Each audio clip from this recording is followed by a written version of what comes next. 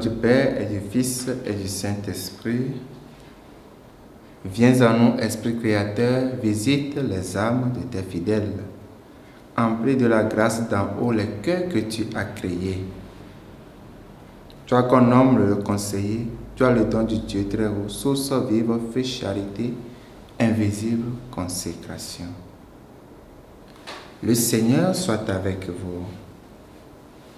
Évangile de Jésus-Christ selon saint Matthieu.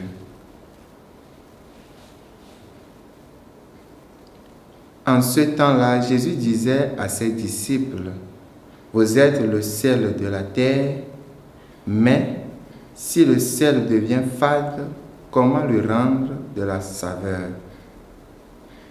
Il ne vaut plus rien, on le jette dehors et il est piétiné par les gens.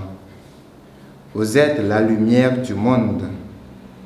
Une ville située sur une montagne ne peut être cachée. Et l'on n'allume pas une lampe pour la mettre sous le boisseau. On la met sur le lampadaire et elle brille pour tous ceux qui sont dans la maison. De même que votre lumière brille devant les hommes. Alors, voyant ce que vous faites de bien, et rendons gloire à votre Père qui est aux cieux. » Acclamons la parole de Dieu.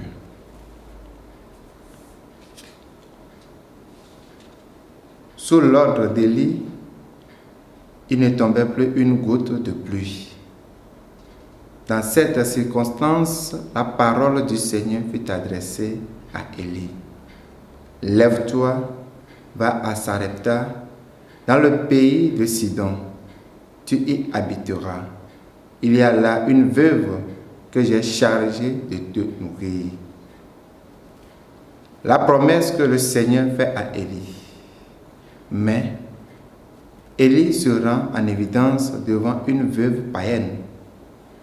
Cette dernière s'apprête à préparer son dernier repas pour son fils et elle-même. Par conséquent, le prophète n'est pas considéré dans cette équation. La réalité s'impose. La veuve païenne est la parole du Seigneur à Élie. Le statut de la veuve montre clairement qu'elle ne croit pas en Dieu, que la parole de Dieu n'a pas d'effet sur elle. Dans notre vie quotidienne, nous vivons des situations opposantes à la parole de Dieu, ce qui nous fait croire que nous devons vivre aisément avec la promesse du Seigneur.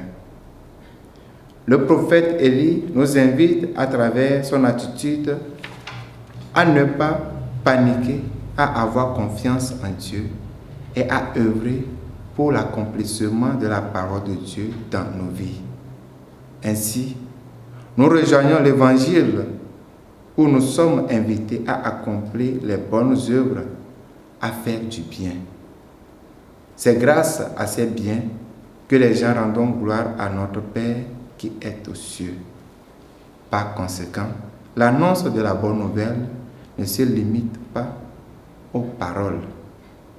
Cette annonce s'étend aussi aux œuvres, surtout les belles œuvres, comme l'affirme le pape Paul VI dans Evangelii Nuntiandi numéro 41. L'homme contemporain écoute plus volontiers les témoins que les maîtres. Ou s'il écoute les maîtres, c'est parce qu'ils sont des témoins. Loué soit Jésus-Christ.